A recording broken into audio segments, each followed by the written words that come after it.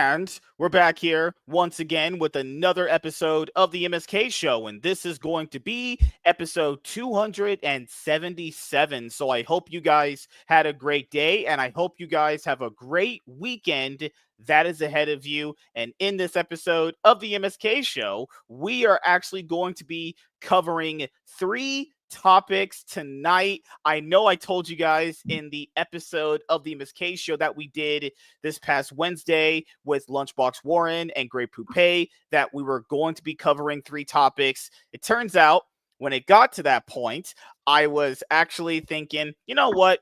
I'll just actually use the last topic of Wednesday's episode and then just use that as the first topic for Friday's episode. And I know you guys missed the comic book topics. Don't worry. I got 2 bangers in this episode of the MSK show that I really, really want to talk about. The Transformers one.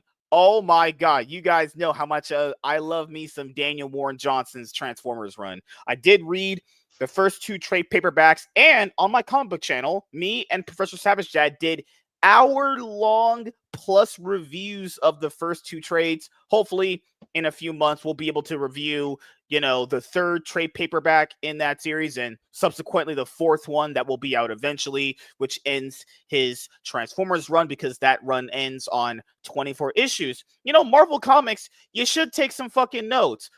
If you're going to do a run, at least make the run like 24 issues, 10 issues for a run. Get the fuck out of here.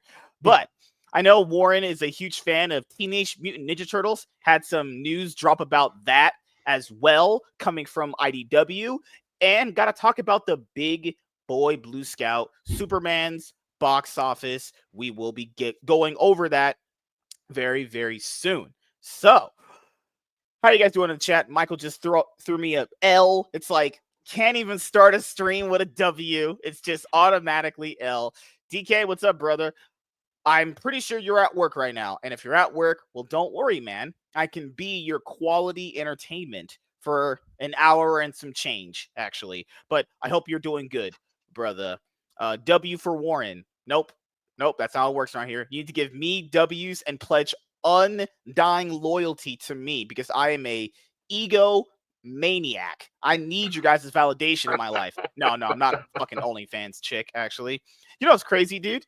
Is that after we talked about Pedro Pascal and Vanessa Kirby, WZ, the mod of the channel, sent me another video of him touching William Dafoe's wife unprovoked at one of those, like, how they honored him earlier this year, like one of those like name engraving in Hollywood things or whatever. He was there with William Dafoe and he just touched her chin like this. William Dafoe went from to Green Goblin real quick. I can't believe, I love Gray, but I can't believe he was defending that, because Gray had mentioned that, well, his wife does dancing. Well, yeah, but after she gets done dancing with her partner, she isn't fondling that dude, I'd imagine. She ain't fucking like groping his dick. To Gray's defense, he didn't know about the William Dafoe wife face. I didn't know about that one either until. And also, too, he did admit that some of that seemed pretty creepy. Yeah. At the end of it, and even I was admitting some of that was creepy, because I thought you were being a bit of a Puritan. But no, because Pedro Pascal has talked about having social anxiety, but I know a lot of people with anxiety. I've struggled with anxiety various parts of my life. I'm pretty sure all of us have. That does not give you the freaking free reign to just start touching women. Because if that were the case, well, none of you guys would be fucking virgins then. You guys are all fucking losers at this point in your life. You're sitting here on a Friday night talking to a big top G Riz master, myself. No, I'm just saying, like, what socially awkward nerd do you know just does that? Dude, even autistic people don't do that. I know he's lying about his condition, or he is just abusing it. Like, I just don't, like, goddamn, dude, could you imagine if that was like Leonardo DiCaprio doing that with someone else? Just imagine backlash because of that, or any guy doing that. It's just insane, actually. Like, I'm not saying her boyfriend, like, is okay with it or not okay with it. But if I saw her doing that and she was my partner, you get one chance. You do that again, you're done. Because people are like, well, I just only give one chance. No. You should give someone the chance to improve. You give someone leeway that they can improve on something. Because, we all have faults. We all make mistakes. But, man, So at this point, would you say Vanessa Kirby is for the streets? For the streets. So quick. But has anyone complained? Well, Yeah.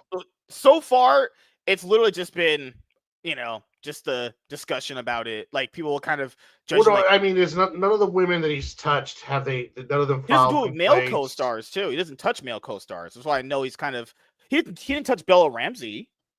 But to be fair, she was I don't know how old she was when that Last of Us first season started filming. Yeah, true. And Lap I just called mean, me gay. Oh, interesting. I'm actually very straight. Oh my goodness. because I don't know.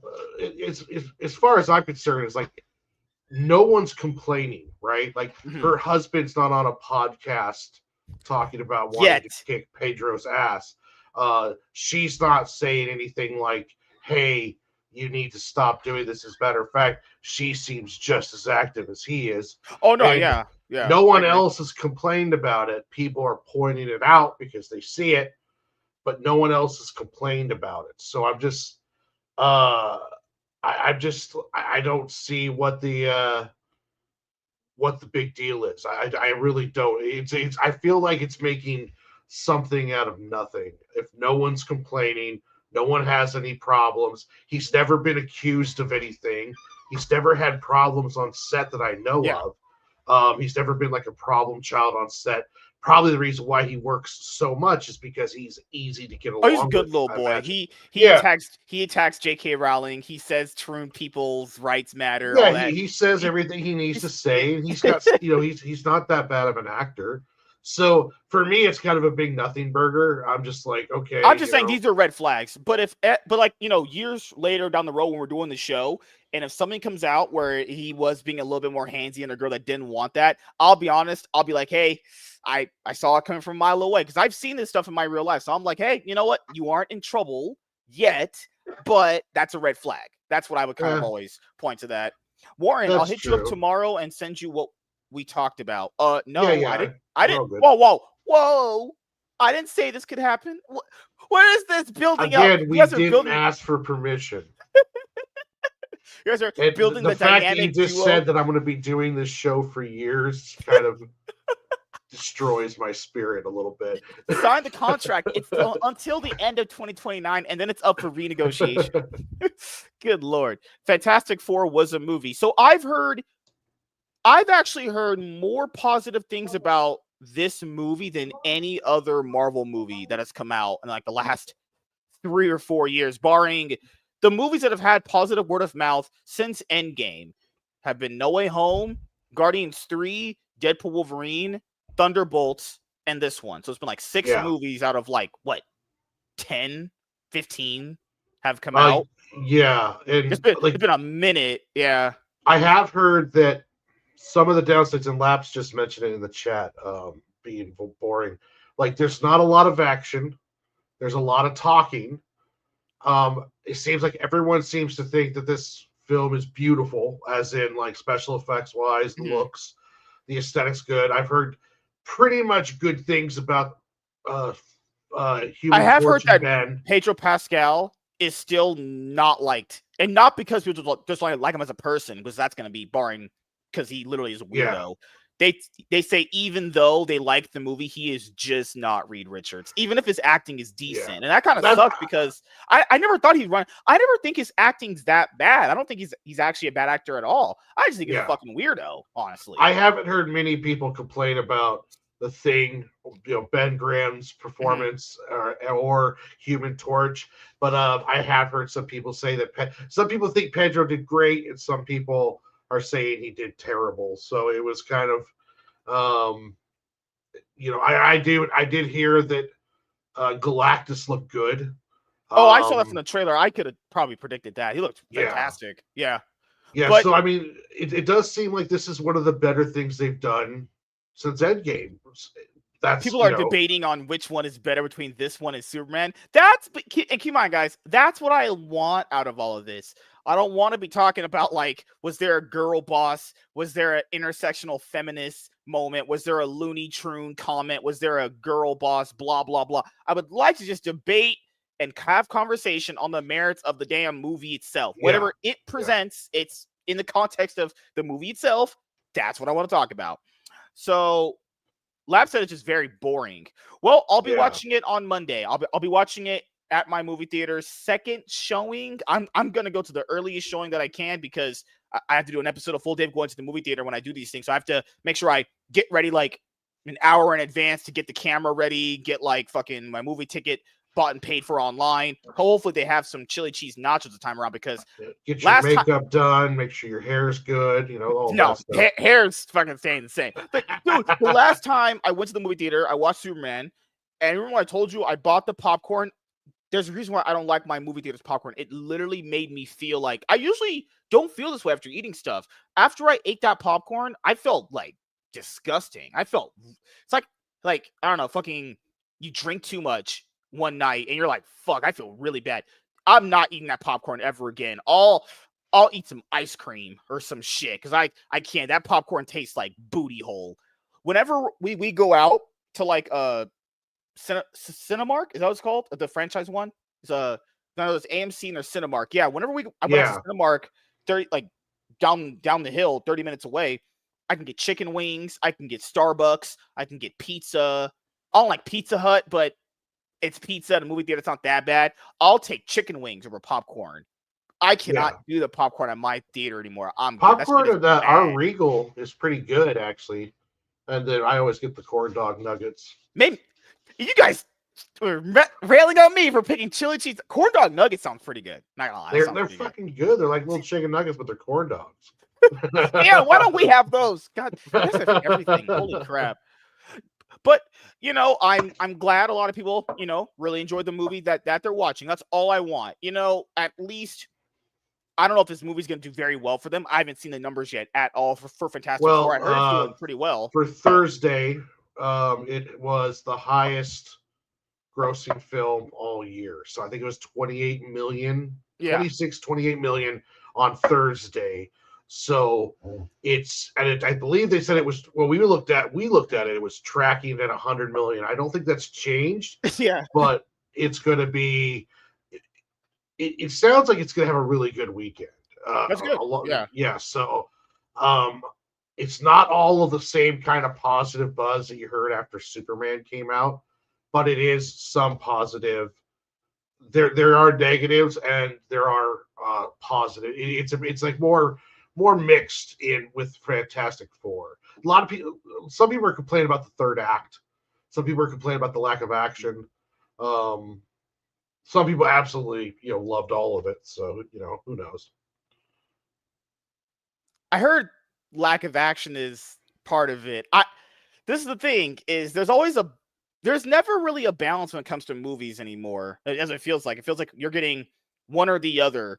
But like in a movie, kind of, because people have been asking for like, well, it's just a bunch of mindless action. There's no real substance to it. Then if they give a movie out that's not action heavy and it's like more dialogue, character focused, then people go, it's boring. There's not really ever going to be a way you can win in these things ever, honestly. Yeah. Just in general.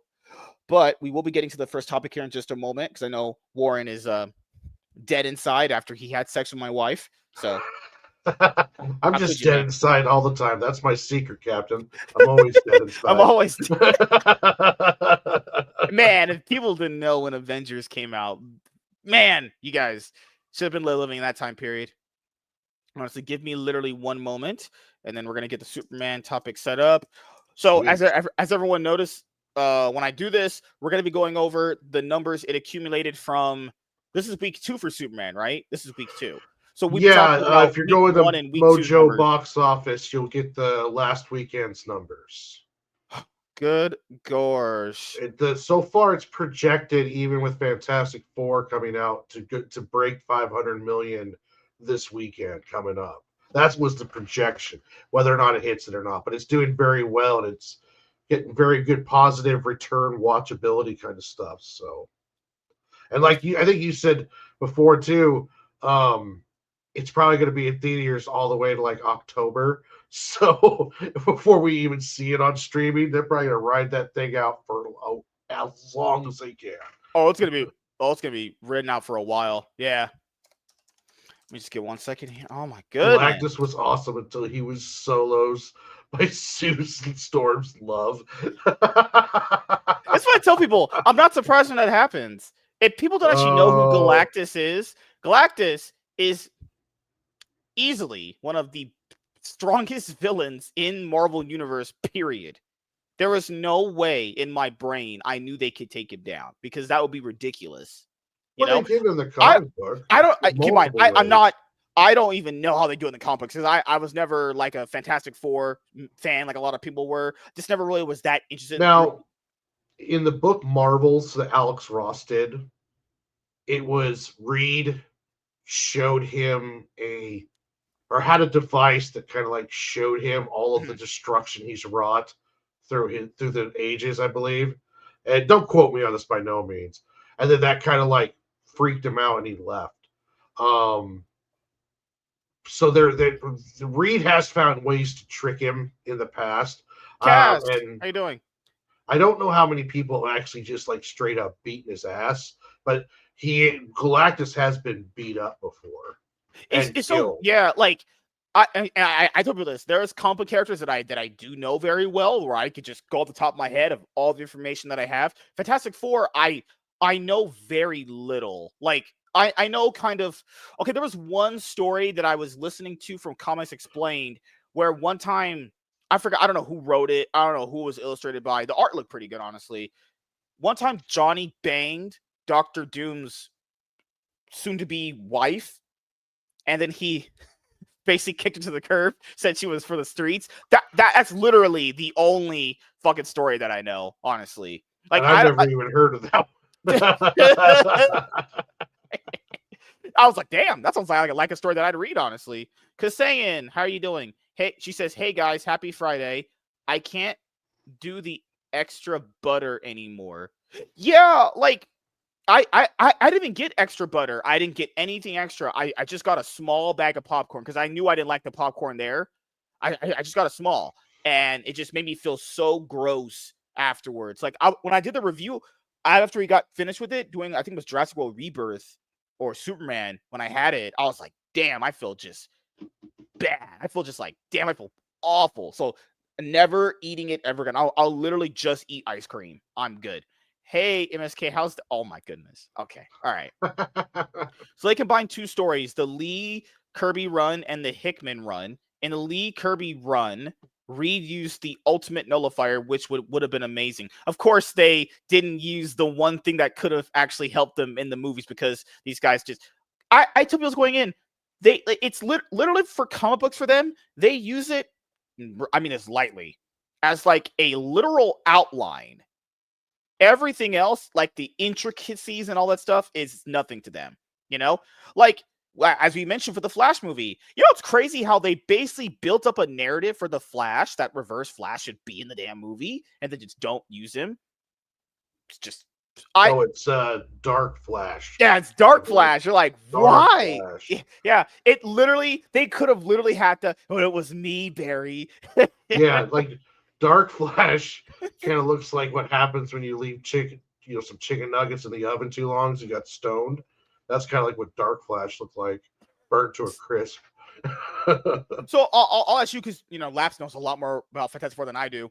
Do you think Jack Kirby would be proud if he saw that movie in theaters? I don't know. Probably. I mean, just seeing your characters come to life, especially with the aesthetic of the film, from what I've seen in the trailers and the clips. So, yeah, I would. What's in my air? Go get the shit out of your air fryer, you crazy lady. But if anyone's watching on Rumble, the reason why I don't normally check Rumble is because there's no one really ever there, honestly. I'm just being like, there's no reason to check Rumble other than the fact that I just put my content there because if anything bad happens, I'll have a backup over there. And it's the only place that I think the content is valuable on outside of Twitch. Like, I don't want to do a show and then have it gone. So that's why it's on Rumble. It's only really there because there's no other better options. I'm not in the creator program.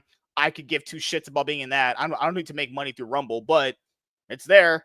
If I do have some sort of an audience there, maybe, who knows? It could be all fake botted. How many people are on Rumble right now? Does it have enough watchers? Is it pretty dead or?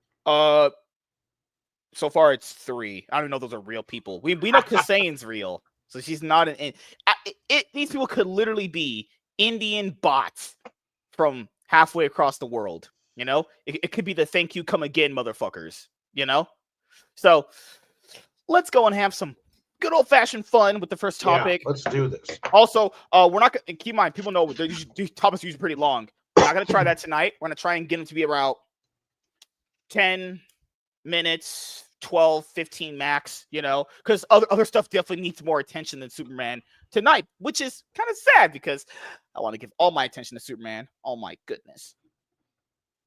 Right? No, okay. Kasane's not a bot. This is an actual human being.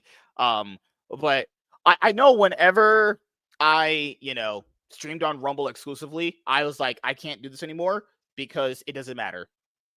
It literally does not matter.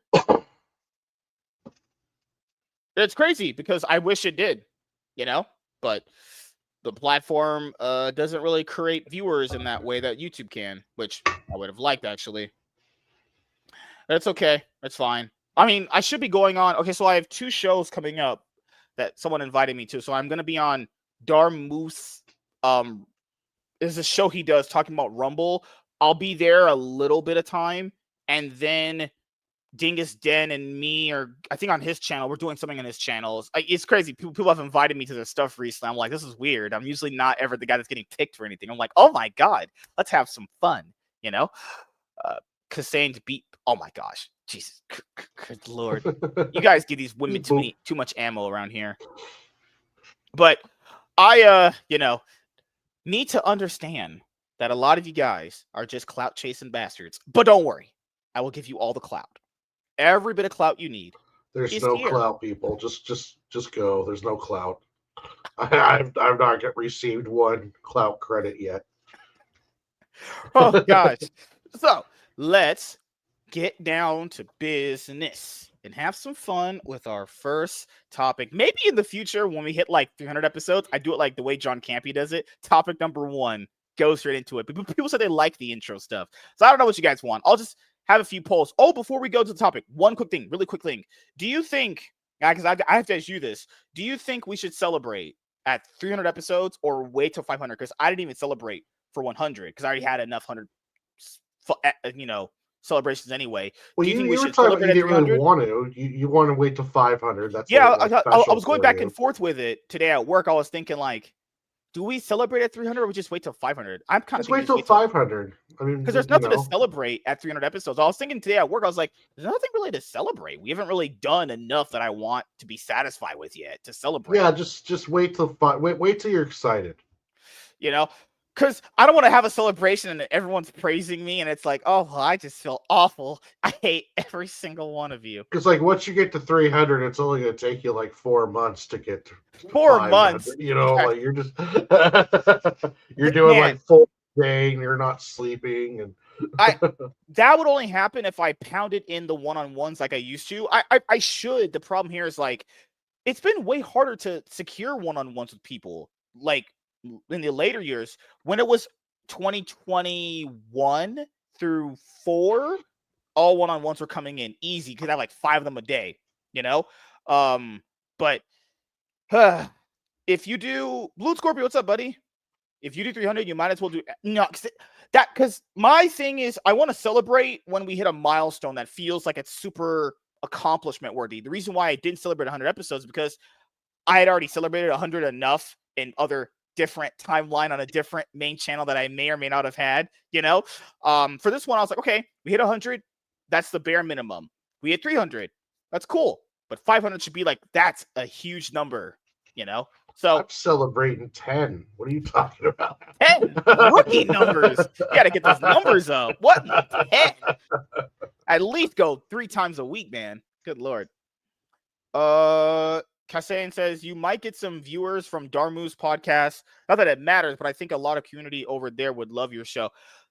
I'm not saying you're wrong, and I know you're right. It's just the problem I've had with collaborating with Rumble people is like people will talk in the chat, they'll follow, so getting the followers isn't even hard, but no one comes back. Like they'll just follow because that's just the person that is involved with someone else that they know, but they don't chat, they don't watch anymore. It's just so weird. Like, people will follow, but they don't interact ever.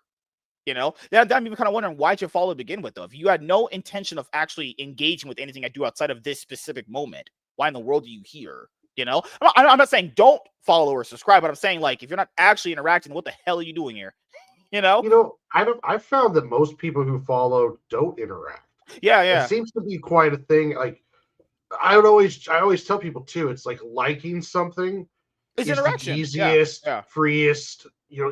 All you gotta do is just hit a button, and if you're watching something more than 10 seconds, you should like it. And it's just even that it's like pulling teeth trying to get people to do that. So it's Oh, yeah. almost like you're going to get one active follower out of every 100. It's I don't know what the exact numbers are, but it takes a few, like you have to have like 100 followers to have like 10 active ones or something along those lines. Yeah. At least that's Goodness what it feels gracious. like. Yeah. No, you're right. Yeah. I racked up a bunch of followers from shorts and I hardly get any traction. Yeah, same here. And that's why I usually do the whole like subscribe, like, comment, I think in the intro and then in the outro, because I know there's people in videos that constantly I just at this point, I don't even care. You watch, you don't watch, it doesn't hurt me. And people think that's so like just like douchebaggish for me to say. It's like, I'm sorry, it's just what it is. I will always be honest with people. It's just who I am as a person. I'm honest to a fault. Whether that's good or bad is debatable, because that could either be the best thing or it could screw you. But you know, I hope you guys do really enjoy the shows here. The Cloud9 podcast is all totaled up. This show's been all totaled up to where it's at. We're gonna do more things on here, and you guys will absolutely love it. But speaking of things we have to get to, let's start with topic. No, oh my god, what the hell? Topic Oh uno. my god, Miss Sparkle says she's in the hospital. She broke her arm really bad. Oh, I hope she gets. Hope you feel better, Miss Sparkles. Miss Sparkles, I hope you're okay. I mean, I sent her. There's nothing I can do. There's nothing I can do. She broke her arm. All I can do is just wish her the best and get well soon. Which sucks, because what you can just walk up and heal her like some of those healers in an anime. You know, this show sucks. Oh god, she hates me. This Ouch. show's awesome. Oh god, now you guys, all right, y'all just buttering me up for attention. Oh my goodness, let's have some fun. Hey everyone, I am MSK, aka Master Swag King, coming at you guys today with another video. And if you guys are returning viewers or new viewers, then please consider subscribing to the channel if you have not already. Leave a like on this video if you enjoyed it and comment down below. Also, make sure you guys hit the notification bell. That way you guys can get notified on whenever I upload a brand new video or go live. And in today's video, we are going to be talking about Superman's box office total worldwide so far. So Superman is the first installment in the DCU, the second cinematic universe attempt from Warner Brothers and DC. Now also under the name DC Studios, because when Warner Brothers and Discovery merged, David Zaslav specifically wanted to make something just for DC so that they could make movies, TV shows, or whatever they wanted all out of that studio. So when you guys saw the DC Studios logo pop up when you watch Superman, DC now has their own studio at Warner Brothers. And you're probably thinking, they didn't have one before all these many years? They did not. I don't know how they're getting all this stuff done. They probably put them in a back room somewhere and said, hey, here's money. Just do whatever, honestly. So it's nice that, David Zaslav has really put in a lot of money to get not only just James Gunn and Peter Safran, but also giving like DC their own dedicated studio to make content for this universe moving forward. And what character could have been a better choice to start off this second cinematic universe attempt than Superman, the big blue Boy Scout, the Man of Steel, one of my favorite superheroes of all time. I do truly love this character, but has this character really just flown across the world and captured the hearts of millions? Well, the box office numbers are interesting, to say the least. So I will say this for people, and this has always been my stance on things. Movies like this one are going to be fighting an uphill battle for one reason, because everything that Warner Brothers and DC that has done prior to this movie affects the reputation of movies going forward. People are going to be like, what do you mean? Just look at Marvel. So why did certain Marvel movies come out and fail after other ones? Because the perceived notion of them that the universe stinks causes people to go, hey, I'm not supporting that next thing. I'm done. So you got to kind of consider the reason why this movie is performing not as well as some might state about it is because DC and Warner Bros. Specifically have really just tarnished their brand for many, many years. Even if you just want to use the DCU, nobody would trust their universe or anything they do as far as decisions regarding DC if you've been following that universe since 2013 all the way up to when it ended in 2023. Or yeah, ended 2023. Then in 2024, we got Joker 2, and you're probably thinking like, damn, it actually can't get any worse than that pile of trash. That movie fucking sucks. Balls. So I will give this movie a little bit of leeway here. This movie does have to repair the reputation of all that bad DC rep that came in before it. But that also means that this movie's numbers would also suffer because of that prior bad reputation. Now, is the movie doing well? Yes, it's actually doing way better than I thought it was actually going to do. It needs to definitely hit a certain big number to break even. Now, is Warner Bros. And DC okay with that? I wouldn't say so. I think they just cope and lie when they say that shit. It's like that fucking meme of the character that's crying behind where he's smiling. That's literally what they are. Yeah, it doesn't need to make profit. We just dumped $300 million into it just so it can just make us no money. Come on, guys, right? It's why we do this. We just want to make no money on these things, right? That makes perfect sense, right? But David Cornsweet did a very good job in the movie. Rachel Brosnahan, man, was she just, oh God. As you guys know, I love me to white women. God, there had to, dude, in BVS, we had a scene where Amy Adams and Clark were, Lois Lane and Clark were almost about to blow each other's backs out. Why didn't we get that in this movie with Superman? Because this movie was much more family oriented. I'm just saying, she was in that hot tub ready to like start on his big giant cock. So let's have some fun here with looking at the Superman box office. And it's weird because Screenrun always does this, but it's just what they do. It's fine. It's okay. And keep in mind, the way this is titled, it's like, well, no shit. Like, Superman coming out, I knew would do better than past Marvel movies because Superman, God forbid, is a known character. Remember when I always told you guys that if you put out a movie with a known character, you will get some traction. It's always harder with unknown characters because they don't have any brand recognition attached to them. Superman would get people regardless, even if the movie was absolutely trash. It would still get a large amount of people up front. Superman box office flies past beloved Marvel movie with 93% Rotten Tomato score. It's so weird with Rotten Tomatoes these days. People use Rotten Tomatoes one of two ways. If it's a movie they do not like and the score kind of reflects that, they go, whoa, Rotten Tomatoes gave it a 53%, even though it's not really how the website works anyways.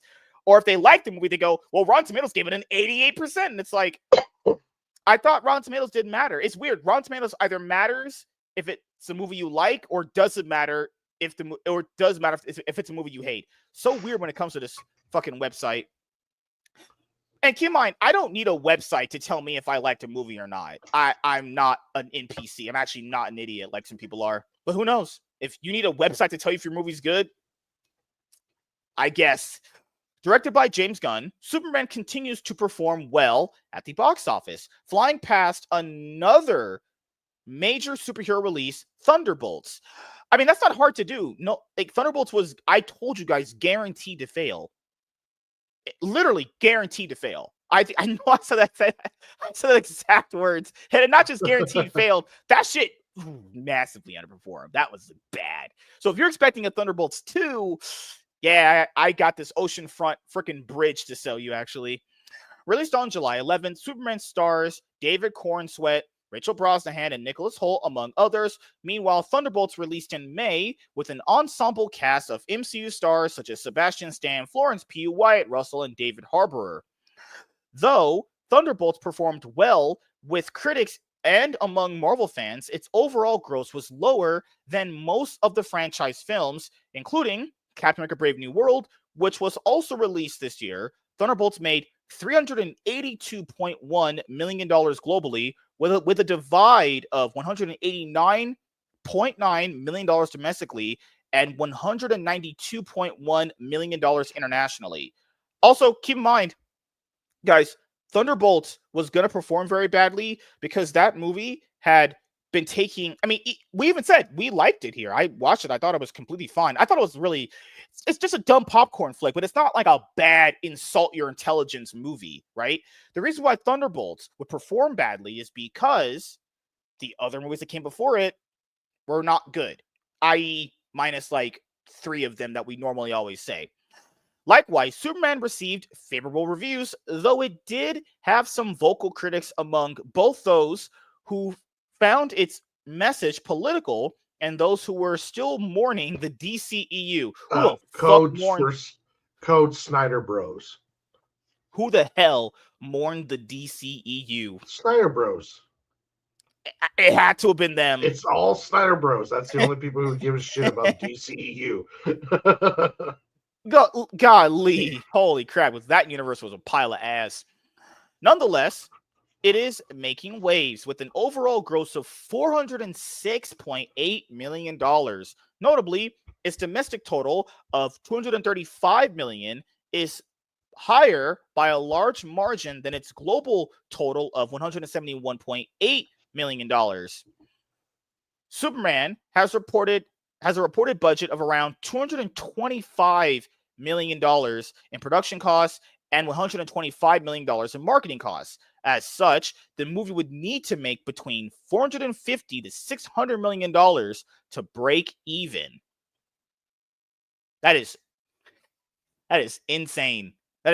That means the movie would be taking in profit around legit $700 million, which I don't think is true. I think that's definitely wrong. But if you need $700 million to make profit, I mean, hopefully it gets there. I would hope. Well, it's projected to make it past 500 million this weekend. Yeah.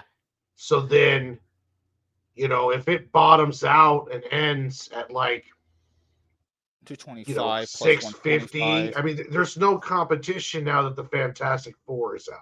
But Fantastic Four is its competition. If it's going to be as good as what we said in the word of mouth, like prior to the show and the video starting, will it make a dent in Superman's box office? I don't know. I think it's going to have a pretty bad drop because Fantastic I think Four? there's going to be, I think there's going to be a lot of people like Laps. Word of mouth is when when Laps says it's boring, everyone that he went with didn't like it too. They all tell people that are close to them. With Superman, you're getting a lot of that. Even if you didn't like certain parts, you still liked the movie. It was pretty hard not to like the film.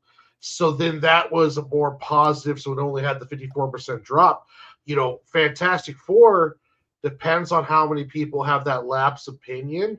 You could end up seeing a 60-70% drop on the second weekend. Like, you might see Superman retake it. Like, right now, Fantastic Four will be number 1. Superman will be number 2. You might see in the second weekend it flip back. Yeah, because what people don't understand, when you have blockbuster tentpoles come out like this, they all kind of galvanize each other. So, like, Fantastic Four would take number 1 because it's the newest thing. Then, when word of mouth settles in, people go, okay, I'm probably not going to rewatch that. I'll probably go rewatch Jurassic World Rebirth, or I'll go rewatch Superman, actually. Yeah. Or I haven't got to see Superman yet, but now I'm not going to waste my time for that. This Fantastic Four. I'll go right. Yeah. So people don't know the numbers right here. So we have 225 plus 125, and then you have to do times 2 to make your budget back. So their budget is this, 350. So the budget back would be $700 million. To make profit, it's the reason why we brought this up a lot, you would need to be around $800 million. So is it going to reach these numbers? I have no clue. Doesn't look like it, but I could be wrong. At over $400 million, only in its second weekend, Superman will most certainly reach the lower end of that range. As for Thunderbolts, its overall budget was cheaper at $180 million, which we know Marvel has lied about their budgets on movies before. I mean, they literally lied about Multiverse of Madness, Black Panther 2, the Marvels. I mean, people look at Doctor Strange's number that it took in and go, oh, it did very well. If you look at the actual budget attached to it, that's not profitable. That's break even, maybe. Making its break-even point around $360 million without promotional costs. And if we're factoring in that for Thunderbolts, it not only failed, that's a spectacular failure on levels I don't even want to even think about. You know how much red your bank Yeah. account would be in? You'd be wanted to fucking go headfirst off a bridge, actually. Factoring in the $100 million spent on marketing, it would have needed to gross $560 million minimum. Thunder. Yeah, that is such an L. I don't want to laugh. It's also bad, but I could have told you guys that. You put out freaking movies for characters nobody knows. That's what you get. And Marvel's not been in that, oh, we could just take a random unknown butt fucker and put him in a movie and make a billion. No. You haven't been in that in 20 years. Good Lord. As such, the film recouped its production costs, but not its marketing budget. Yeah, sure they did. Yeah, and I'm married right now, and my wife and me have sex every night. Yeah, sure it did. Sure, it's like that meme I told you about. Yeah, it's got its budget back as he's crying inside. Currently, these figures mean Superman is on track to be a bigger success for DC Studios than Thunderbolts was for Marvel. Additionally, its current standing at $406.8 million positions it to overtake Captain America Brave New World's total gross at $415.1 million shortly. Thunderbolt's Rotten Tomato score proves it's bound to be a fan favorite for years to come, but it did underperform, especially for a movie intended to introduce a new fraction of the Avengers. No, and keep in mind that they changed the name to New Avengers after it failed because they try to use the Avengers name and weight that carries with casuals to bring you into the movie, and even that didn't work because people were like, "What the hell are you doing?" However, it had a lot of working against it, as the majority of its cast members had only played supporting roles in the past Marvel projects and lacked name recognition. You know, that actually makes Superman look even better by comparison, because it's just these guys had nothing prior before it. They just went in blind. Goodness gracious. Superman also had a steep challenge making DC a viable brand for casual moviegoers after the downfall of the DCEU, given that it has already surpassed many DCEU films financially. It might just have met that goal. Nonetheless, Superman's status as a box office hit still depends on how ticket sales sold. So, this movie does have some good things going for it, that even if it does break even, I will say this. Even if it breaks even, it did do several things good. It gave DC, released the first movie out, positive word of mouth. It showed people that there is a different team of creative people this time around than before that actually do care about giving you something that's worth your money.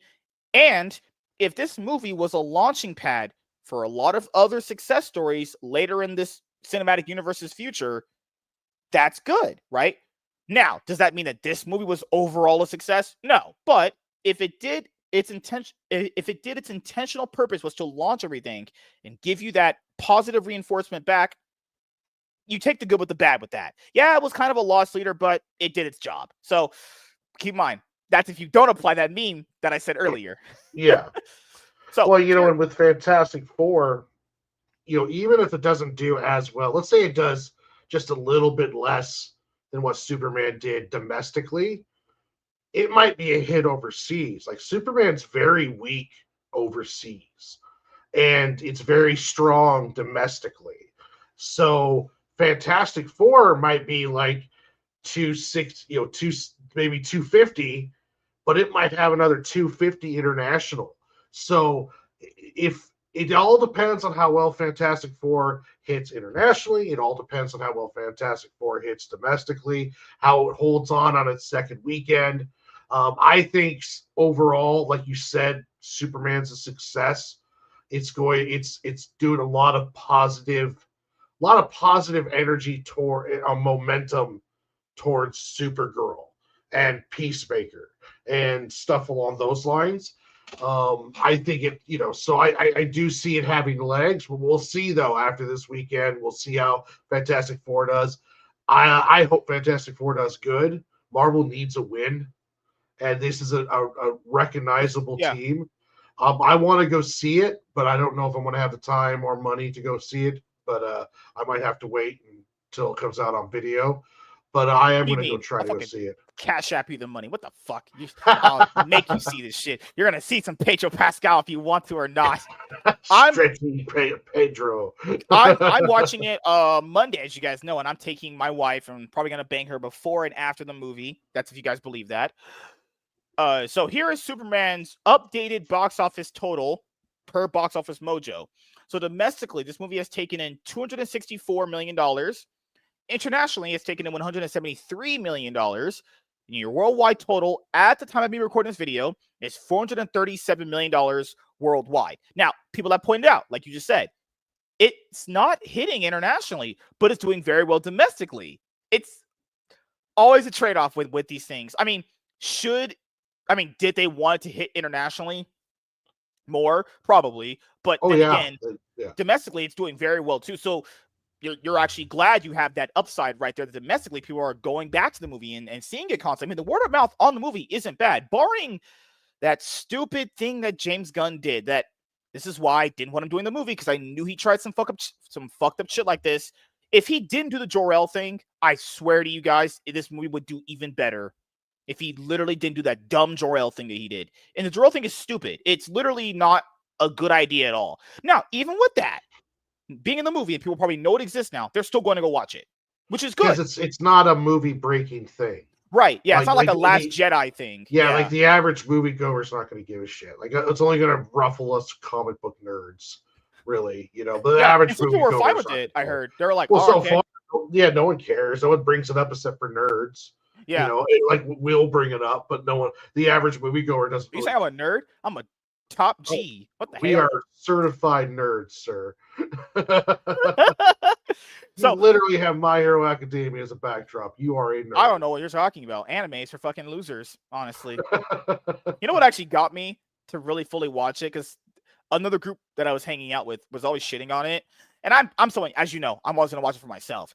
It was the second episode that really made me watch it more, when he was saving Bakugo, and he was like, when he said the words in the English dub, I just can't stand there and watch you die. I was like, that's my boy. Oh, what? My show. But this is how I feel, as you guys know right now. I mean, the movie needs to make a lot of money. I mean, even James Gunn was like, it doesn't need to be a big success like everyone's saying it has to be. James, I know you have to say that, but that's crackhead speak. Like, that's stupid. They didn't give you $300 million to make no money for them. That is not why they're doing this. And he's also making a lot of money for doing this. You know, James, I'll tell you this. If you think Superman doesn't need to make jack shit at the box office and doesn't need to be a success at all, take less salary on your paycheck then. You don't have to be a big success then. They're obviously paying. No, what he's saying is that it doesn't have to make $1.5 billion or $1 billion. And they're paying him this amount of money, guys, because they are banking on him. This is the James Gunn vision. Because if this film is good, positive, goes into Supergirl, and if it's good, more positive, and by the time you get to Superman 2, you have, you know, a twice as big opening. I mean, it's not like Iron Man 1 just destroyed the box office. It takes positive inflation, I guess. Well, maybe it takes constant positive. Yeah, that's what you're saying. Yeah, motion, positive streak. Yeah, yeah. You have to. It takes more than I one. I want to watch that, man. Oh my god, I can't wait to see her in space. Oh, Lobo to ask her, hey girl, what's your body count? Dude, I can't wait. That is my most anticipated movie coming next year. I can't wait to watch that damn movie. I can't wait to watch her just It's not going to be a porno. You need to. Oh, she's going to get banged out in this movie at some point. She's not going to have a train ran She's a on drunken whore. Oh my goodness, you are just. He's like a brain rotted at this point. You are. Oh, you are definitely brain rotted. I think your hair is an indication of your brain rot. Oh my goodness. Yeah. Keep in mind, people are like, Al is she's 25. There's a grown ass lady. So was 30 like me. God damn. No, she's I mean, I read the graphic novel that it's supposed to be based on. Girl Winter Tomorrow. Yeah. Yeah, and if they hit the paces of that graphic novel, it is going to be a really good movie. But yeah, we got to review I don't know. I have the same book. I have it. We'll review it very soon. So get your final thoughts and opinions on Superman's box office worldwide total so far. You think it's going to hit its break-even point? I think it's going to hit the break-even point. I do. I think it has legs. Aside from Fantastic Four coming out, there's no other competition. I don't think for the rest like until like I guess technically Mortal Kombat 2 in October. So I think it's going to have some legs on it. I think it creates a lot of positive PR for DC. So I can see why they're happy with the momentum of way it's going, because it's not like the movie, it's what 350 with marketing and budget. It's not like the movies that get at 100 million and it's going to be a complete loss. So if it gets to that break even point, maybe a little on the positive side, but that break even point, then I think Warner Brothers is happy with the overall projection of where DCU is going. But I believe Kevin said in the chat, it's going to take one more than just Superman. Supergirl's going to have to be good. Lanterns is going to have to be, good, keep that positive motion going. And then we turn around and we get to the big guns, Wonder Woman, Batman, Aquaman's Flash, stuff along those lines. Then we're really going to start cooking, working all the way to that Justice League movie. And then the Justice League movie will be kind of have the effect like the Avengers film did. But if it's good, it could start crashing. And once it starts crashing, then you start seeing stuff where it's like James Gunn's not as in control as he was before.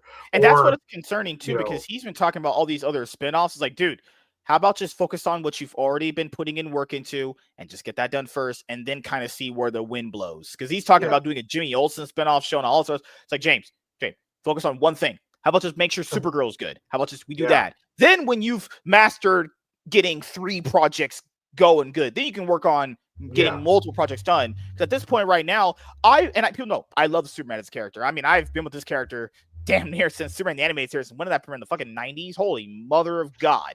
And I spent quite a bit of money on Superman collected editions. I just bought 2 Superman collected editions today. I bought Absolute Superman by Jeff Johns and Gary Frank. I own Secret Origins already. Then I bought the Superman City of Something compendium from Jeff Loeb and Joe Kelly. I just bought that today. Like, I love Superman, and I even want to read and review more Superman collected editions with you guys. And I want to keep talking about Superman because I do truly love the character, and I'm glad this movie worked out for a lot of people. But it's one of those double-edged swords.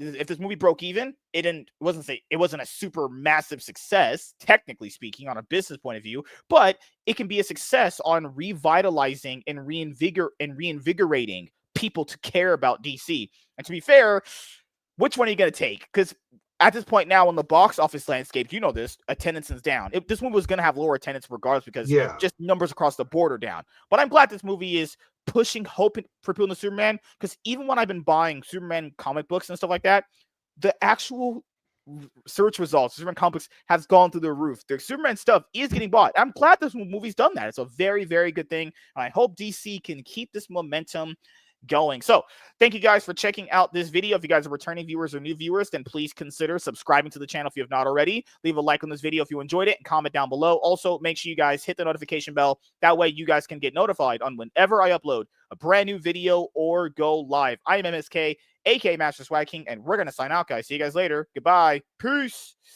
Oh, you're ready for a banger. This one, we've been waiting to talk about this one for quite some time, and I can't wait to get to it. I'm bringing it up right now. Let's go straight into it. No break, no huddle, no team huddle. Damn. No huddle offense. We're doing the 2-minute drill right now. Damn. Give me 2. Oh, this is not gonna be spoilers. I don't even care if it spoils. I love this series too much. I literally do not give a flying fuck, honestly.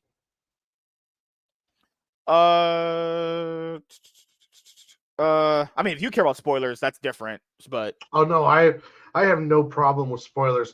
As a matter of fact, I've watched probably like 30 minutes of the Fantastic Four movie in clips on TikTok. So they put it on TikTok. Oh my god! That's why I watched Galactus fights. I've watched I watched little That's why you snippets were here and calling it there. boring, because you had already Well, seen. no, that's what Laps said. I am going to go watch it for myself because I might find, there's a lot of talking apparently, but there's also a lot of great family dynamic, and there's a lot of good story wise apparently. So I'll go check it out for myself and make my own opinion on it. And I want the film to do good, and I want Marvel to get back on its feet. Like when Kevin Feige did that interview where he's talking about Oh after God. Secret Wars, the Yeah. reset.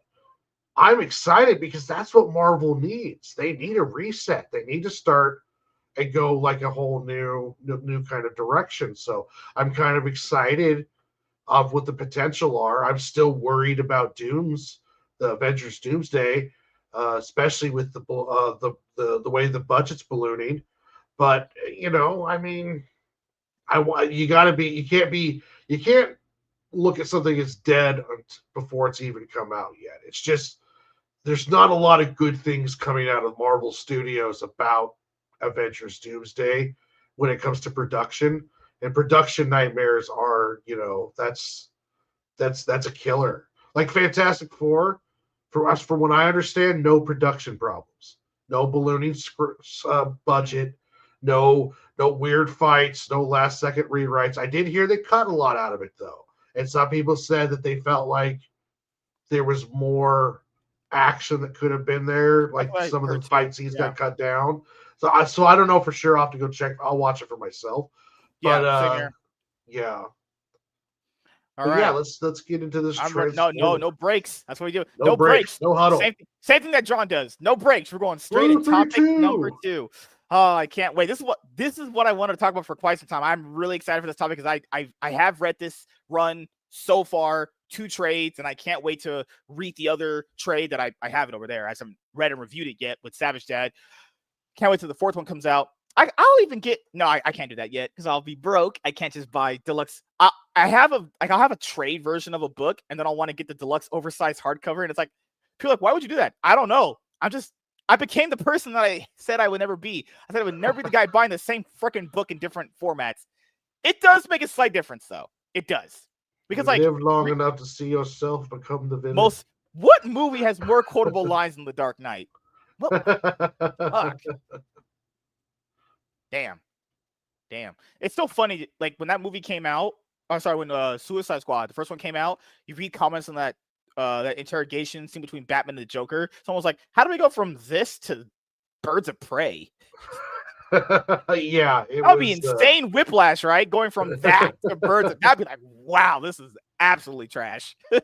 So let's have some fun. Hey everyone, I am MSK, aka Master Swag King, coming at you guys today with another video. And if you guys are returning viewers or new viewers, then please consider subscribing to the channel if you have not already. Leave a like on this video if you enjoyed it and comment down below. Also, make sure you guys hit the notification bell. That way you guys can get notified on whenever I upload a brand new video. And in today's video, we are going to be talking about Image and Skybound's current Transformers ongoing series in your mom's ass. Oh, you were doing so well. No, So I well. I'm being honest. I lost my brain. Someone I tell saw me a something. spider on the wall. They're doing correct. Okay. God. Plankton is right. All right. Super excited for this topic because I really love this series so far and can't wait to see where it's going to be going. All right, let's get into it. Hey everyone, I am MSK, aka Master Swag King, coming at you guys today with another video. And if you guys are returning viewers or new viewers, then please consider subscribing to the channel if you have not already. Leave a like on this video if you enjoyed it and comment down below. Also, make sure you guys hit the notification bell. That way you guys can get notified on whenever I upload a brand new video. And in today's video, we are going to be talking about Image Comics and Skybound's current Transformers ongoing comic book series. So Transformers, as you guys already know, I do love Transformers overall. I'm not the biggest fan of it growing up like some other people were. I grew up with like Transformers Armada, and that was my Transformers, honestly. And then I had, the Michael Bay Transformer movies, actually. And then came 2023 3, actually, when I was just browsing leagueofcomicsgeeks.com, where you guys know I use that website for comic book market watch, where I, put up all the books that I want to talk about for you guys for that series, actually. And I look over to see what am I going to pull for that week. And then I saw Transformers #1 because IDW had the series and they lost the license, and we knew it was going to be going to Image Comics and Skybound. Skybound is being currently ran by Robert Kirkman. As you guys know, he did Invincible, The Walking Dead, actually. And he was talking about, doing something new with Transformers that hadn't been done before. He wanted to kind of reboot it to a sense where you could kind of jump into it if you've basically had like no knowledge at all, because that's kind of been like the comic book industry model currently, which is basically we want to get you books you can just jump into without any prior knowledge. And then they hired Daniel Warren Johnson on the book. I think Mike Spencer came in a little bit later, actually. And I remember this book coming out that week, Transformers #1 from Image Comics and Skybound, that collaboration, and it just took the world by storm. But I'm being honest, the same way Ultimate Spider-Man #1 hit with Jonathan Hickman and Marco Cicchetto, that book, Transformers 1, did the exact same thing, and no one had any faith in it, barring what IDW had previously did for Transformers. Transformers with pronouns. Yeah, it can't honestly get any worse than that. And then the movie universe just out here sucking Omega level ass. It honestly felt like it just can't get any better. It's fucking over. And then I kept hearing good reviews about it. Then the first trade came out. I bought the first trade, and I've been super adamant about this because, as you guys know, I've read and reviewed both Transformers trade paperbacks, the first 2 volumes. I did them with Professor Savage Dad. If you guys haven't watched those reviews yet, go and check those out. Oh my God, that first volume is the best comic book collected edition I've read in my entire life. That second one, really, really good. I'll say if I gave that first book a 10, second one's like a 9, but still very good. Like I always say, if you guys have never been a fan of Transformers, read those first 2 trades. It covers the first, 12 issues in the series. The other 2 trades are going to come out. We have the third trade paperback that's already out, so you can go and get the third trade. So you're just waiting on the 4th trade, which would be the last the last issues for Daniel Warren Johnson's run, because his run actually ends at 24 issues, which is crazy because, man, Image and Skybound, Marvel, take notes. A run is like around 25 issues, not 10 issues, you fucking retards. But Yeah. Daniel Warren Johnson, oh my God, I can't praise this damn series enough. Oh my God, the action, dialogue, the grittiness, the character interactions, the overall universe, the way that they made Starscream so damn evil. He was just, man, you wanted to watch that guy just die, honestly. Then in the second book, you had the girl betray Optimus Prime, technically because he wanted to close that rift to get away from Cybertron. Oh my God, so damn good. And you guys know, there's a problem. Daniel Warren Johnson, he only was contracted for 24 issues, which is essentially 4 trade paperbacks, actually. And then Mike Spencer, I think, was leaving too. So people are like, well, who's going to take over? Because Daniel Warren Johnson set the bar like up here. So it'd be like, if your very first movie you ever watched was like Jaws, you'd be like, damn, that's a pretty high bar to reach. They went out and actually got the person that runs the company now, which is Robert Kirkman, who's written The Walking Dead and Invincible. I heard you guys like that shit. But they also got Dan Mora as the artist on the book. Dan Mora, the guy that you guys all know now, artist, he's pretty much, in my opinion, the best artist in the industry right now, next to people like Jorge Jimenez, just delivering just bangers after bangers, actually. So I know you've read this series too. What are your current feelings about it as well? I love the series, and I'm a massive Daniel Warren Johnson fan. I first heard he was going on or doing Transformers because I watch his Friday with Drawing with Dubs a live stream where he comes in there and he does a sketch, and he was drawing a picture of Optimus Prime in one of his shows, and he was talking about how the book's coming out soon. And yeah, it's amazing. The artist that took over for him about halfway through does a really good job. And then I'm really excited to see what Dan Mora does. I love Kirkman too. I read all of Kirkman's stuff. I was reading Invincible as the trades were coming about when it originally was being written. Um, and yeah, I'm excited because I was like, who's going to replace Daniel Warren Johnson? They better like I was like you like that's a high friggin' bar, and they're like, oh Yeah, no, if you hold guys on, read that first, you guys read the first 2 volumes, you'll be like, damn, I don't think anyone knows how to tell a better story with these characters than this guy. And yeah, someone else, you're like, damn. I mean, Robert Kirkman did some good stuff. He did some great stuff, actually. Void Rivals, I heard, is, I think, coming to an end very soon. So, I don't know. I haven't read Void Rivals yet. neither have I. The only series I've read in this whole Skybound Image collaboration was just those first 2 Transformers trades. I haven't read. I have Duke. What's it called? I forgot. There's the common GI Joe slogan with it. It's like the Duke Volume 1. There's Cobra Yo, Commander. It had Joe. one. Yeah, something like losing is half the battle. Knowing is half the battle. That's what it's called. Oh, okay. Then you had Scarlet. Then you had Destro. I haven't read any of that. I know that they did a whole. They have a current. They have a second GI Joe ongoing series right now. They have the current one with Image, but there's the Skybound Image one that goes on too. So if you guys are mad at the way that the live action movie have panned over Transformers, have no fear. The Transformers comic books currently right now from Image Comics and Skybound will save you. Transformers launches its next era with the most shocking ending to Optimus Prime's story. Also keep in mind, guys, they haven't, from when I left off reading it, they didn't even use Megatron. Yeah, Megatron wasn't used at all in the first 2 arcs at all. And they were like, all right, we can just make this work. The end of a era is nearly here, and Image Comics has officially confirmed that this final chapter in the Energon universe will be explosive, paving the way for a bold new beginning that fans won't want to miss.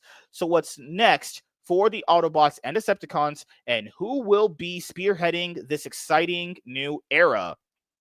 Image Comics has recently released its September solicitations, and among the upcoming releases is the final installment of Daniel Warren Johnson and George Corona's Transformers, which concludes with its 24th issue on September 10th, 2024. Look at that cover, man. Oh my God. The covers in this are insane. As you guys know, Optimus Prime got Megatron's arm because he lost it fighting Decepticons in book 1. Oh my God. There's a part where, man, Starscream ain't shit. That man was about to blow up a hospital. Just, shit. Good Lord. While this monumental issue has already been highly anticipated by fans of Johnson's Eisner award-winning run, the brief yet tantalizing synopsis has only heightened the hype. This is it. And the new era of Transformers begins with the most shocking ending to any comic book this year. Look at this cover. Holy crap. Actually looks amazing. Can't wait to read that when its 4th trade paperback comes out very soon.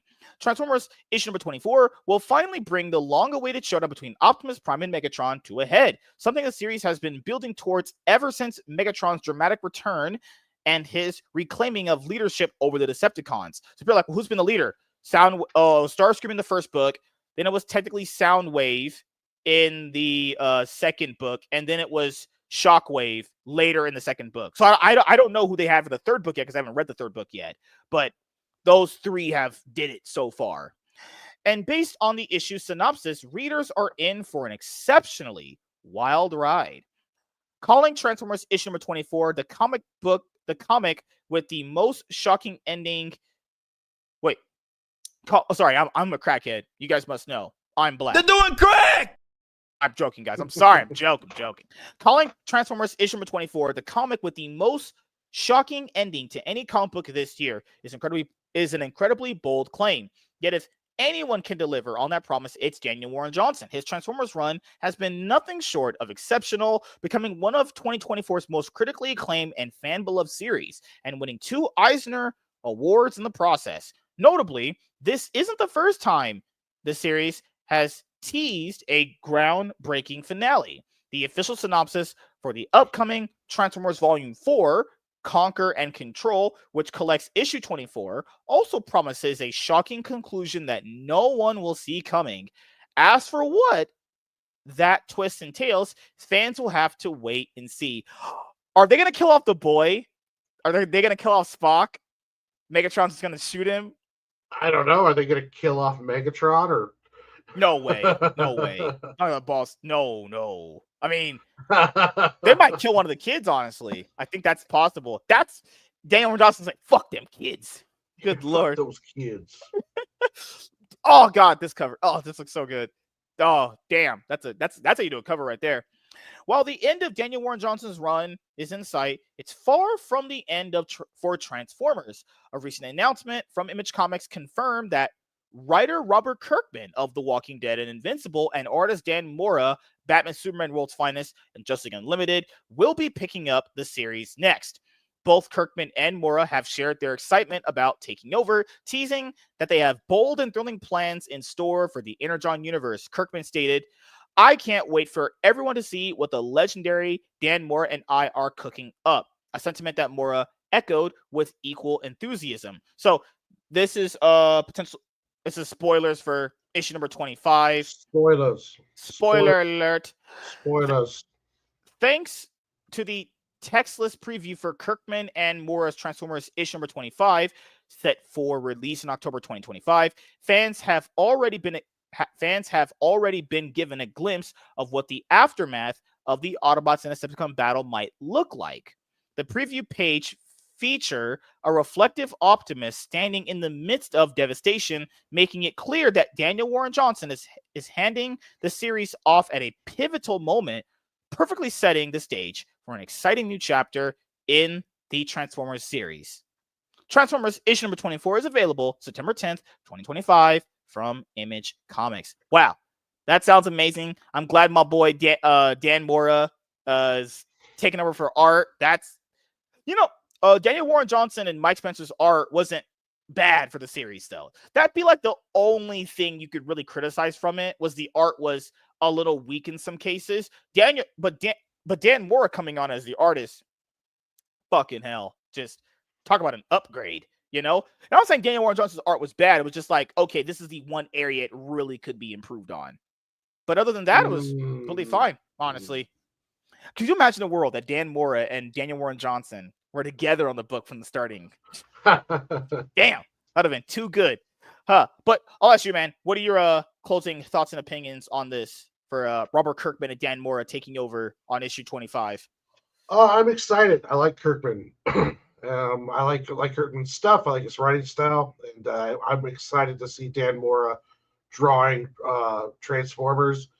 And yeah, I'm excited for it. I'm going to keep reading it. I have the most recent floppy, but I haven't got a chance to read it yet. But yeah, I've been keeping track of the story, and it's I love it. I love everything about it. I am a huge Daniel Warren Johnson, super fan. So as far as I'm concerned, I love the artwork. I love all of it. Even the person replaced him art wise, I like too. So yeah, it's all around great series. Definitely check it out if you get the chance. Did you ever check out a series called Jurassic League? It was basically if the Justice League became like dinosaurs. I heard that one was very fun. No, I haven't checked that one out. I've read his. Are you talking about Warren Johnson?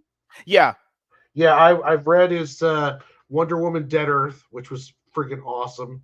I've read his what the hell was it? The Beta Ray Bill one he did.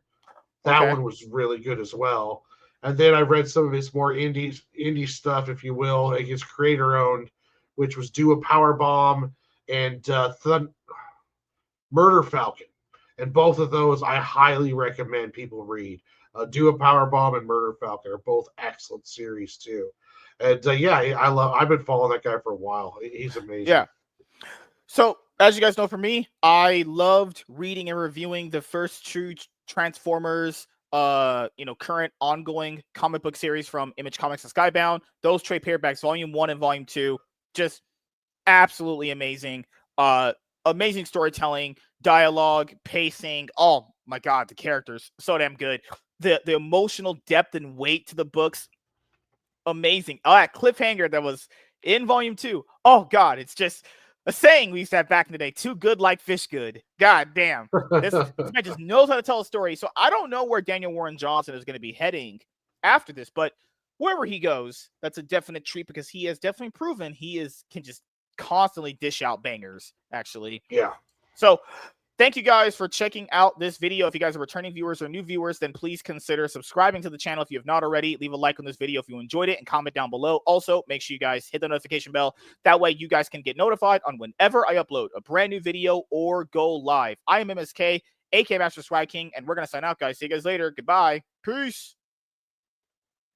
Last one. Ready for the even bigger banger? Oh, you're like straight into it. Oh, no God. Huddle. Let's do this. Can't even set up narratives. Just straight in. I need my narratives. God damn. This one you're gonna have even more. This one you will know more than me, at least. Oh. You have to flex your narratives. No. God, goodness gracious. This is actually about Teenage Mutant Ninja Turtles, actually. Awesome. So, oh God, I can't wait to shit on IDW more. IDW, what are you doing? What are you doing? Living off the Ninja Turtles. What is? Oh my God! What in the world? Oh my God! The world is insane. All right, so we're gonna have so much fun with this one. This one, you know, a little bit more than me, but it's fine. It's fine because you actually been reading this current run. I did buy the trade for it. You said it was actually really, really good. So you might be slightly disappointed, and might be also happy too. It's weird. We'll see how it goes. So, gotta stretch my wife out. It's a radical change from what was going on before they did the switch of creator, and it's interesting where it's going. Oh my goodness. Let's get that last banger going. Hey everyone, I am MSK, aka Master Swag King, coming at you guys today with another video. And if you guys are returning viewers or new viewers, then please consider subscribing to the channel if you have not already. Leave a like on this video if you enjoyed it and comment down below. Also, make sure you guys hit the notification bell. That way you guys can get notified on whenever I upload a brand new video. And in today's video, we are going to be talking about Teenage Mutant Ninja Turtles. So for those of you guys who don't know this about me, Teenage Mutant Ninja Turtles pretty much goes like this. I had sex with 4 different women, and then they all let me eat their booty holes out. All right, so my brain will work. I promise. Oh, is that geez, is that a reset? Ah! I like to dissect girls. Did you know I'm utterly insane? I have to fake Warren out. I'm giving him quality content tonight. All right. Let's have some fun. Hey everyone, I am MSK, aka Master Swag King, coming at you guys today with another video. And if you guys are returning viewers or new viewers, then please consider subscribing to the channel if you have not already. Leave a like on this video if you enjoyed it and comment down below. Also, make sure you guys hit the notification bell. That way you guys can get notified on whenever I upload a brand new video or go live. And in today's video, we are going to be talking about Teenage Mutant Ninja Turtles. So for those of you guys who don't know this about me, Teenage Mutant Ninja Turtles pretty much goes, I watched the 2003 animated series growing up. That's my into the Teenage Mutant Ninja Turtles, and then I watched the live action movies that were produced by Michael Bay and Nickelodeon with Megan Fox. No one should have to watch those movies. Those movies were, looking back now, those were really bad. I remember back in 2016, I paid to go see the second one. Absolute waste of money. I was like, wow, no wonder why they didn't make sequels to those fucking horseshit movies. And then I know recently they made another animated one, and where they race swapped April O'Neil or some shit. Yeah, that one was that Seth Rogen, right? Rogen one. Yeah. And aside from the designs being really weird, animation didn't look that good. Yeah, the animation, well, it was smoother than it looked, especially when they were fighting. But it's just the designs were really kind of too much. And the storyline wasn't bad, though. The kids sounded good. It definitely was made more geared towards children. But it wasn't, it was better than Michael Bay ones. Like, I'd rather watch that one than the Michael Bay ones. Michael Bay ones were terrible. Good Lord. And he didn't even direct those. Ogre turtles. The designs were ugly. They were They just were ugly. terrible. Like they casted the Arrow guy as Casey Jones. Like that was just terrible. They turned Megan Fox as April O'Neil. Oh, Talk about one of terrible. the biggest miscasts ever. And it's crazy how, a few years ago when that animated Seth Rogen movie was coming out, people were like, but it doesn't matter if April's fucking black.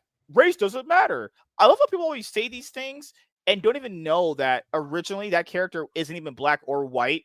I forget that the character is based off of one of their I think his fiance at the time, and that person wasn't white. That person wasn't black, like black as we know a black woman or man to Yeah, they be. turned her white for the cartoon, the original cartoon back in the 90s Yeah, because one. the comic was black and white, from what I remember.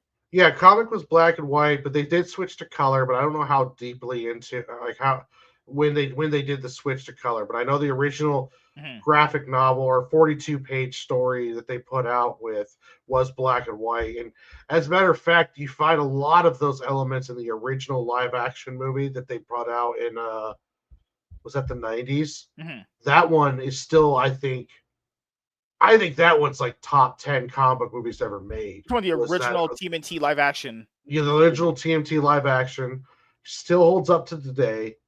The sequels were I mean, there's some love for the second one, Go Ninja Go with Vanilla Ice, but when you get to the third one, it was just Mhm. terrible. But that first live action was the best one, out definitely out of all of them, except well, some people have love for that. Remember that 198 or 2018's like CG one that they came out with?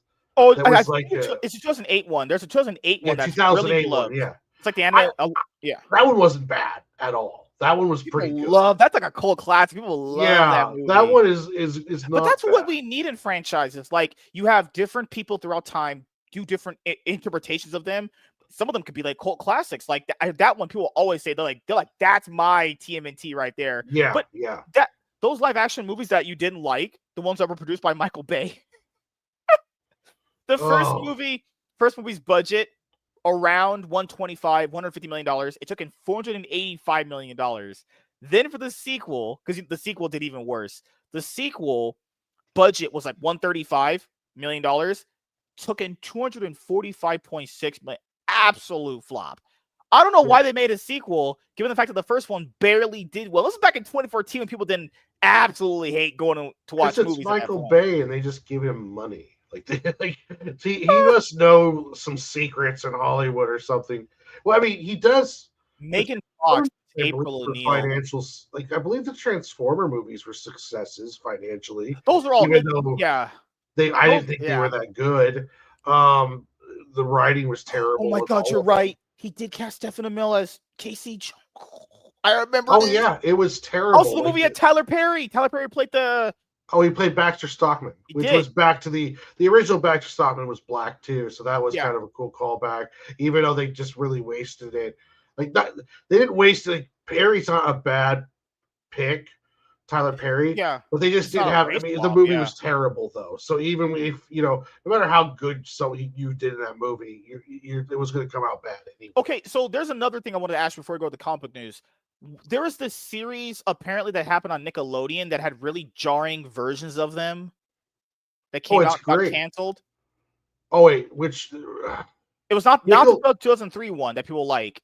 Not that one. It's the other one that came out in the more recent memory. Oh yeah, Nickelodeon did a okay. So after the end run of the 2003 one that everyone liked, and I watched that one all the way through too. It's like 200 some Then it episodes. had that crossover movie and it brought the Yeah, 90s it was characters back. so That's how you great. end the show right there. Yeah, Yeah. that show was Yeah. great. There was the next one, and this one they changed the dynamic of the team. They made Raph the leader. Leonardo was much more of a hothead and more he acted more impulsively. And they had like glowing ninja energy stuff coming off of them. I no, there was a couple movies, animated movies made on Netflix, and I heard those were good. And some of the animation scenes in that Ninja Turtle series was top notch fight scenes. Like I saw one with them and Shredder, and it was like they must have put their entire season budget into this fight scene because it was really good. But aside from that, most of it was pretty terrible. It was almost like the Teen Titan Go version of Ninja Turtles. It was made to sell toys. I didn't like it nearly as much. We are getting a sequel to Mutant Mayhem. It was supposed to come out next year, but it got pushed back to September 17th, 2027. We're also getting a live action rated R Last Ronin turtle movie. I heard we were getting that. That was announced in 2023 at CinemaCon. We've not heard anything about it. I read it from what I know. Yeah, there's no news about it, but it's still in production. It might have been one of those vanity announcements. I hope it's not, because a lot of people don't know. Last Ronin has been one of the best comic books that a lot of people have been always telling me to read. A video game in production too. They had that teaser trailer for it, so that's interesting. And the director of Last Ronin and the writer had talked about they'd love to get the original actress that played April O'Neil in the first live action movie to play April O'Neil on The Last Ronin. So I'm hoping that this comes through. It sounds like people who love the story are doing it. I'd like to see. It was at 2024. They announced that they're going to do a Teenage Mutant Ninja Turtles: The Last Ronin, which is based off best selling is an understatement. Major best selling comic book run miniseries. The Last Ronin was in development. It was like Walter Amada will produce the movie, and he's at Paramount now. He produces like horror movies for them. But there's been no other future, update on it. It got announced in 2024, and I hope we get something announced for it, because they did a sequel series, the Last Ronin, the Re-Evolution, something like that. Yeah. Did you read that? Graphic novels, I try, but to be honest with you, they come out in like these graphic novel covered thicker editions, and they don't number them well. So I don't really know. I really wish it was kind of like volume 1, 2, 3, 4, 5, but they don't do a great job of numbering them. So it's hard to tell, especially with all the variant covers, which one is which. And I have to you have to almost like open them up just to see which. And yeah, so I've read I have a couple of them because I just grabbed them while I was there, but I haven't been keeping track of it because I don't know if the new one I see on the shelf is a variant. I don't know, what's going on. I don't like double buying. I don't have to. And you were right about The Last Ronin. The video game was announced, supposed to come out on, it would be a third-person action RPG, supposed to come out on the PS5, Xbox X PC. The Last Ronin will receive an R rating, so that's good. I think, in my opinion, given how people have talked about it to me, they probably should just do that animated. I don't trust their live action efforts after I've seen those Michael Bay produced ones. I think we need to stick with animated stuff, honestly. I think that's where it shines, you're honestly. Right. I think you're right. An animated one, especially by one of those good like anime type studios, like I forgot it was like if it's Funhouse or Time. It's the one that did the Castlevania series for Netflix. Some studio like that, I think you would have a great movie. Trying to do it right and keeping that budget manageable. Like, how much budget are they going to have? I don't want to see some stripped down version because you're trying to do it with $50 million and the special effects look terrible. If you need to do it animated and to get the most bang for your buck and have some real fun playing with the look of it. So yeah, I think, but rated R animated does not. Hollywood's scared of that. They look down on animation. They do. They just and think if you're talking about a rated R one, that's going to be a big no-no to those executives because it's like, all right, you're already cutting off all of your audience under 18, and now you want to do it animated. Like, adults don't watch animated stuff. It's like, well, sir, everyone under 50 does now, but whatever. That's why, like, for franchises like TMNT, I think the best serve the characters, animations there. So as you guys know, IDW currently owns the Teenage Mutant Ninja Turtle license to produce collected editions and single issue titles. Actually, they have the oversized hardcovers that you like a lot, actually. I have them for Sonic the Hedgehog, because as you guys know, IDW has Sonic the Hedgehog. I have their oversized hardcovers for Sonic the Hedgehog. Those things are fucking damn. I gotta Good is an start buying those understatement. because I love Sonic the Hedgehog. I So, love and that one. currently right now, they're only at 5. Currently right now. Hmm. So the other thing to come up with this was that they had a initiative with TMNT last year, around the beginning part of last year. They're like, hey, we're going to get a sequel to the Last Ronin. We're going to continue because apparently they have an animated series ongoing title for the 90s cartoon TMNT. Apparently that is a ongoing series. I haven't heard anything about the 2003 series, but is that an ongoing series for them too? The 2003 one? I know the 90s one is. I see that book solicited actually a lot too. Yeah, I don't know. I'm not sure on that one. Let me see right here. Because really, I think out of IDW, I think Turtles is their only successful property. That's why you see Turtles in everything now. Yeah, they'll even do like huge initiatives for. Well, TMNT. they just announced. Wait, I don't know. What's the article about? Is the same announcement? I think it is. As you guys know, from what I just mentioned, that this initiative that they had last year, Jason Aaron, as you guys know, big, long-time, legendary Marvel DC writer, actually, he got a chance to write a current run for Teenage Mutant Ninja Turtles. And to be fair, I don't know why people framed this as it got canceled. From what I remember from the announcement, I could be wrong. I heard it was only going to be a miniseries. I heard it was only going to be like 12 issues, because that's what a miniseries is now these days. And I'd imagine they're paying Jason Aaron quite a bit of money. They can't afford Jason Aaron. But they're like, hey, we can get you to get on the main series, get us some high sales, because Jason Aaron's name does sell very well, actually.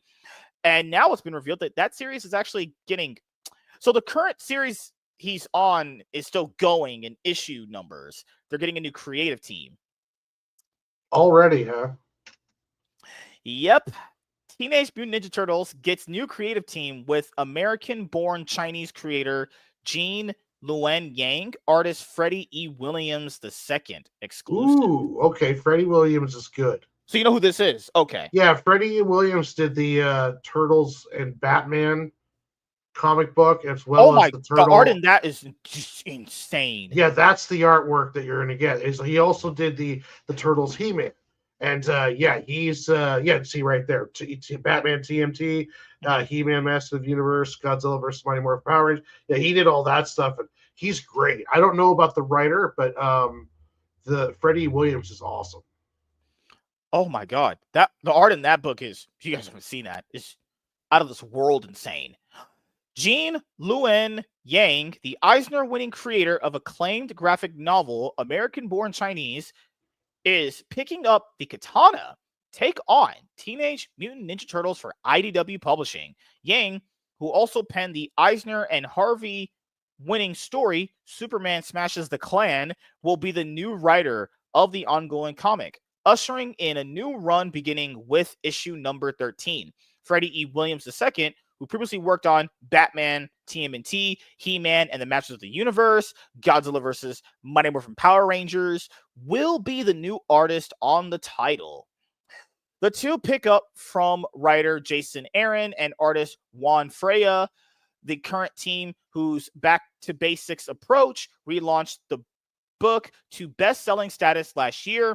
Their finale closes with issue number 12 in September. Yang and Williams' run launches in December. Yang grew up watching the classic 1980s cartoon with his brother and then reenacted the Turtles' adventures with their action figures. He read the first issue of TMNT at a friend's house and was blown away by the meddling of gritty martial arts action and wild out of left field ideas, he said in a statement. But he is also aware of the comic's legacy as a pioneer in independent comics, knowing full well that their work cleared the path for other writers and artists to follow. You know, it's crazy how some crazy retarded bitch named Mandy Summers is like, CG is where indie comics originated from. It's like, you can't be that stupid. There's no way. It's like when Jennifer Lawrence said, no woman had been in an action movie before me. It's like, what? Yeah. What? What? When I was growing up, and also when I got out of the military, I graduated in '99, and I went to the military in 2000. That was, that '90s 2000 era was a massive area for indies. There was so many different, big time indie producers at that time period. Yeah, so no, sorry, CG, you're just a cult, and no, that's stop it. All of us from that corner of comics owe a huge debt to TMNT creators Kevin Eastman and Peter Laird, stated Yang, who also wrote a recent Shang-Chi miniseries for Marvel and created Monkey Prince for DC. Their talent and creativity, both as comics creators and a businessman, carved out a path for the rest of us to follow. In fact, the very first comic I ever self-published was funded by a grant from Peter Laird's Zurich Foundation. Yeah, it's nice getting those giants to help fund this stuff. God, the font was too small. I couldn't see it. Great dinosaur, sir. Great dinosaur. Oh no! Oh god! Williams had previously drawn TMNT covers as well as crossovers with Batman and He-Man, but this is his first crack at the interiors. He says, I love the Ninja Turtles. The original Mirage comics were instrumental in making me fall in love with the comic book medium. He enthused, and of course, I am super inspired by the power and texture in that early Kevin Eastman and Peter Laird art. But it's crazy. These two apparently don't like each other. The original creators, they have had some... Oh no, there's only one that's still active with the Turtles, and the other one just goes, I think, does their own thing. And that's what happens when, big money gets, thrusted into your property and you let people buy it from you because, some of creator control, it's like, you know how artists are. They're freaking weirdos. Much of the new storyline is being kept under the manhole, like my wife's butthole last night.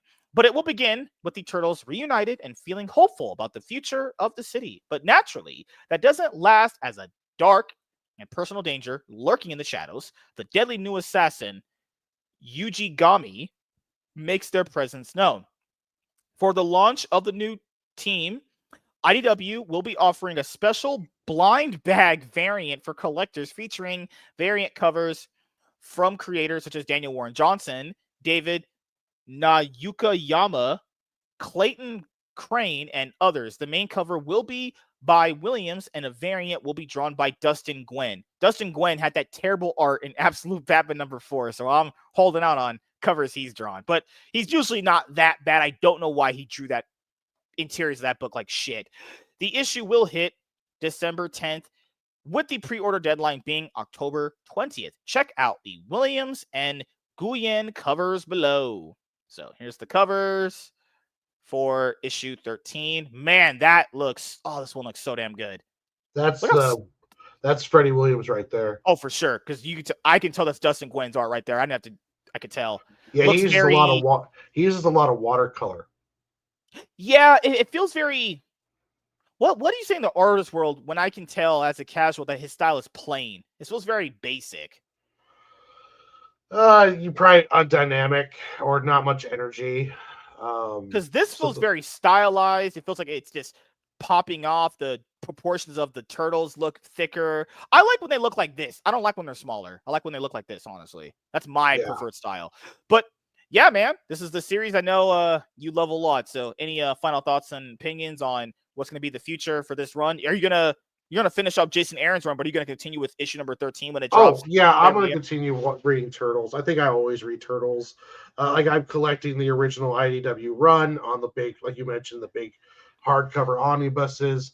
I read all of that one as it was coming out digitally, and I even own still a bunch of them on my phone. And it was just, I love that series. So I want to continue. I want to continue reading it and see where it goes with it. And I'm excited about the new creators because I like Freddie Williams and this new guy or this Yang guy. Let's see how well he does. And I'll just keep going on it. Maybe one day I'll fulfill my dream and draw it for myself. Damn, that'd be crazy. And if that happens, I need to That get would be shouted the one out. series where I don't care if they paid me or not. If I got to do an issue of Ninja Turtles, that would be absolutely amazing. Like a 12-issue run. Oh, I'd kill someone for that opportunity. I'm just saying, if you were ever in that position, your name just by having done it would just be, you know how many followers on Twitter you'd get? Well, that's the thing too. Yeah, it's do a job like that with a high profile character Mhm. is where you start getting those what they call that exposure bucks. Yeah. Like drawing Batman or the Ninja Turtles or Super or Spider Man. That gets you real exposure dollars.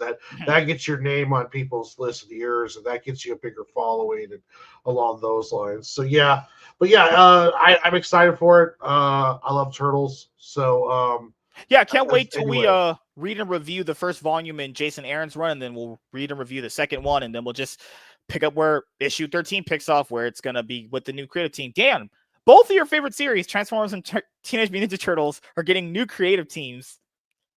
And good ones too. So Yeah, you don't get a that Looney works Tune out. writing a Jason Todd series. Yeah, I'm not kidding. That's an actual thing that DC just did. I'm not kidding. It could be bad as that, honestly. For me, yeah, I can't wait to read and review Teenage Mutant Ninja Turtle comic books with you guys here. Whoever will do them with me, obviously. I have to get some of the collected editions, the Ultimate collections from IDW. Probably should start there when I have some extra cash to throw around because I've Yeah, spent a lot of extra about cash on 50 books bones already. a drop on those ones. Hey, PayPal paying forward to the rescue. That's what I always That's say. right. Can't buy it at once, you can pay it off There's later. only But like 40 of them, so you'll be fine. and people have mentioned, why are they getting rid of this team if it was already a best-selling book? But this is how the comic book industry works. They want to get people for a short stint, have the book sell very well, and then when the book is selling very well, change teams and hope the second team can be as good with selling the book as the first team. But they do know that this hinges on that second team being able to write as good as the other previous team, because that would be writing quality if the title goes from a best-selling title like an ICV2 top 10, top 20, top 30 to a fucking 60th, 70th. You can't see the ranking of the book. That would be a legit quality issue of the book, Yeah. So they're always going to keep doing this, but who knows? But if you guys are Teenage Mutant Ninja Turtle fans, you're getting a lot of good stuff recently. Not maybe movie-wise, but comic book-wise, you're eating pretty good with that kind of art. Oh my god, you can sign me the hell up. And IDW just announced a Turtles Godzilla crossover. So I'm excited about that. So yeah, it's a good time for Turtles. Yes, we'll cover that next week. That was the next segment we're going to cover, Godzilla and Teenage Mutant Ninja Turtles. Fucking how about they beat that guy? Whatever, doesn't matter. Well, we're gonna get to see a giant mech turtle fighting Godzilla. A giant lizard. Ay, holy shit. So thank you guys for checking out this video. If you guys are returning viewers or new viewers, then please consider subscribing to the channel if you have not already. Leave a like on this video if you enjoyed it and comment down below. Also, make sure you guys hit the notification bell. That way you guys can get notified on whenever I upload a brand new video. I am MSK, aka Master Swag King, and we're going to sign out, guys. See you guys later. Goodbye. Peace. Wow, look at that. We are machines. Now that I'm thinking about it. Damn, to be fair, we got that covered all in under basically an hour and some change. That's not bad. Well, yeah, we spent about 30 minutes bullshitting, and then we did the first video, and then it was just bam, bam, bam. Yeah. I'm starting to think now, if we just go in 15 minutes in after that, so our topics will be even better. Kind of crazy. Yeah. To be fair, technically probably should have added in that TMNT Godzilla thing there, but whatever, it's fine. Just do it later. I didn't know what that the article which one you were gonna. I didn't know about the change of team coming up, so I thought the article was the Godzilla one because I thought it was all over Twitter today. Yeah, I didn't know that was officially confirmed. I think I have it bookmarked somewhere, honestly, but we could probably cover that in another video. It's fine. Oh yeah. Plus, too, we need to go over the first volume of the Jason Aaron graphic novel, so we should review that. Oh, I keep forgetting.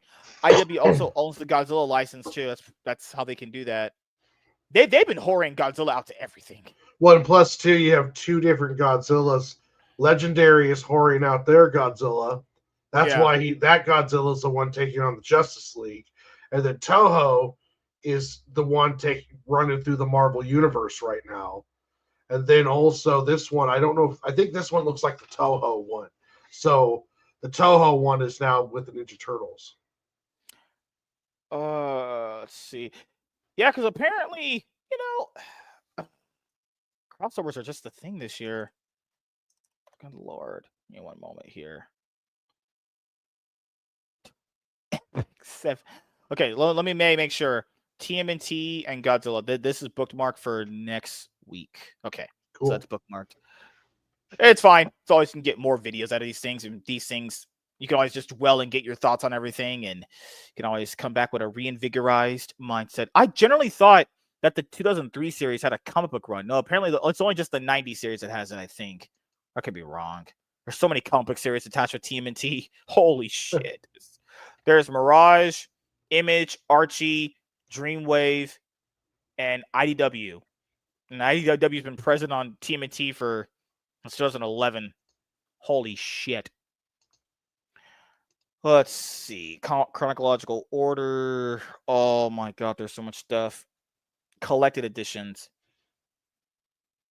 The collected editions started in 2015, and they are currently going to be Volume 18 comes out September 2nd, 2025.